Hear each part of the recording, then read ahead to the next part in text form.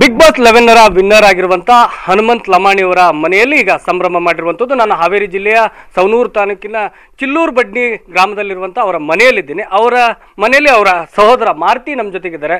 Sir, ನಿಮ್ಮ ತಮ್ಮ ಈ ಬಿಗ್ ಬಾಸ್ ವಿನ್ನರ್ ಆಗ್ತಾನಂತ ನೀವು ಅನ್ಕೊಂಡಿದ್ರ?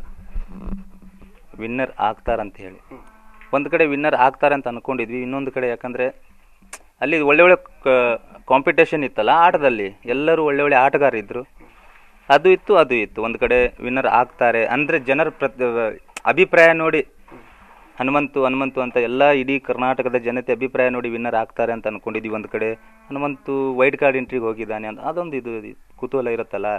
ಯಾಕಂದರೆ ಎಲ್ಲ ಕಂಟೆಸ್ಟೆಂಟ್ ಇರ್ತಿರ್ತಾರೆ, ಒಳ್ಳೆ ಒಳ್ಳೆ ಕಂಟೆಸ್ಟೆಂಟ್, ಒಳ್ಳೆ ಒಳ್ಳೆ ಆಟಗಾರ ಇರ್ತಿರ್ತಾರೆ. ಅದ್ರ ಮೇಲೆ ಆದರೂ ಕೂಡ ಲಾಸ್ಟ್ ಗ್ರ್ಯಾಂಡ್ ಫಿನಾಲಿ ಮಟ್ಟ ಇದ್ದಿದ್ದೇ ನಮಗೆ ದೊಡ್ಡ ಖುಷಿ.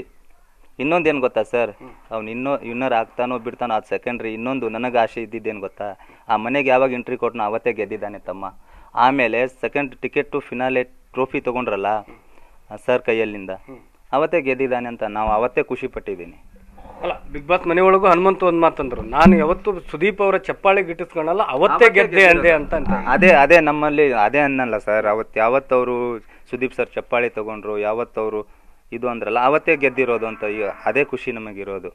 ಹನುಮಂತನೇ ಹೇಳಿದಾನಲ್ಲ, ಯಾರಾದರೂ ಟೋಪಿ ಎತ್ಕೊಂಡು ತಲೆ ಮೇಲೆ ಹೊತ್ಕೊಂಡು ಹೋಗ್ಲಿ, ನನಗೇನು ಖುಷಿ ಇಲ್ಲ, ನಾನು ಸೋತ್ರೂ ಖುಷಿನೇ, ಗೆದ್ರೂ ಖುಷಿನೇ, ನಾನು ಖುಷಿ ಅಂದೇ ಹೋಗ್ತೇನೆ. ಅಷ್ಟೇ, ಅದೊಂದು ಖುಷಿ ಭಾಳ. ನಾವು ಸ್ಟಾರ್ಗೂ ಇಲ್ದಷ್ಟು ಅವ್ರಿಗೆ ವೋಟ್ ಮಾಡಿದ್ರಂದ 5,20,00,000 ಚಿಲ್ಲರ್ ವೋಟಿಂಗ್ ಮಾಡೋದು ಅಂತಂದ್ರೆ ಯಾವ ಸ್ಟಾರ್ಗೂ ಇರಲ್ಲ. ಈ ಜನಬೆಂಬಲ ನೋಡಿ ಏನು ಅನ್ನಿಸ್ತು? ಜನಬೆಂಬಲ ನೋಡಿ ತುಂಬಾ ಖುಷಿ ಆಗ್ತಾ ಇದೆ.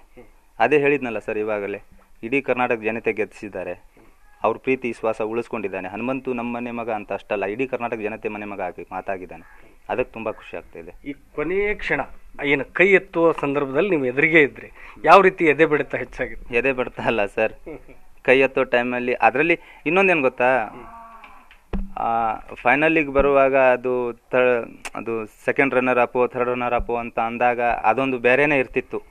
ಅದು ಇರ್ಲಿ ಬಿಡು, ಅಷ್ಟಾದ್ರೂ ಬಂತು ಅಂತ ಅನ್ಕೊಂತಿದ್ವಿ. ಲಾಸ್ಟ್ ಗ್ರ್ಯಾಂಡ್ ಫಿನಾಲೆಗೆ ಆ ಕಡೆ ಈ ಕಡೆಗೆ ಸೆಂಟ್ರಲ್ಲಿ ಸುದೀಪ್ ಸರ್ 2 ಜನ ಕೈ ಹಿಡ್ಕೊಂಡಾಗ ಒಂಥರ ಎದೆ ಬೆಳೆತಾನೆ, ಒಂಥರ ಭಾರಿ ಶಾಕ್ ಹಾಕಿತ್ತು. ಯಾರು ಕೈ ಎತ್ತಾರೋ ಏನೋ, ತುಂಬಾ ಒಂಥರ ಕುತೂಹಲದಿಂದ ಕಾಯ್ತಾ ಇದ್ವಿ. ನೋನು ಎಷ್ಟಿತ್ತು, ಯಾರು ಗೆಲ್ತಾರೋ ಏನೋ, ಅದೊಂದು ಇರತ್ತಲ್ಲ ಮನುಷ್ಯನಿಗೆ. ಆಂಜನೇಯಂಗೆ ನೆನೆಸ್ಕೊಳ್ಳೋದೇನೋ ತುಂಬಾ. ನಾನು ಇಡೀ ಕರ್ನಾಟಕ ಜನತೆ ವೋಟ್ ಮಾಡಿದ್ರೆ ಯಾರು ಗೆಲ್ತಾರೋ ಏನೋ, ಅದೊಂದು ಕುತೂಹಲ ಭಾಳ ಇತ್ತು. ಜನರು ಎಲ್ಲರ ಪ್ರೀತಿ ವಿಶ್ವಾಸ ದೇವ್ರೆ, ಆದ್ರೂ ಮನದಲ್ಲೇ ನಾವು ನೆನೆತಾ ಇದ್ವಿ, ಹೆಂಗೆ ಏನೇನು ಮಾಡಲಿಲ್ಲ ಮನದಲ್ಲಿ ಇಷ್ಟು